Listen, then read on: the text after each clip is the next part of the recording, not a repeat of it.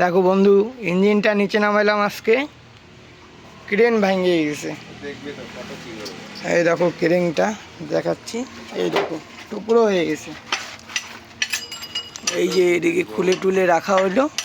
বর্তমানে এই মালগুলো নিয়ে চলে যাব শিলিগুড়ি।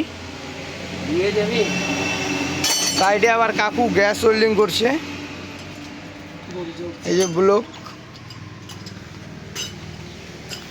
সব কিছু খোলা হয়েছে।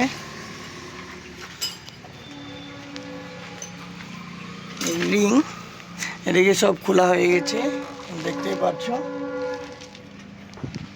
ওই যে আমাদের গিয়ার বক্স। এই যে উত্তম কাকু কাজ করছে।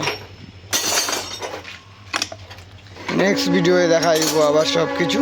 এটা নিয়ে যাই শিলিগুড়ি, এদের থেকে সব ঠিক করে নিয়ে আসি।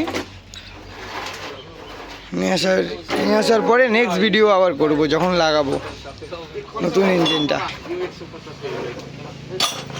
ভালো লাগলে লাইক কমেন্ট করে দিবা।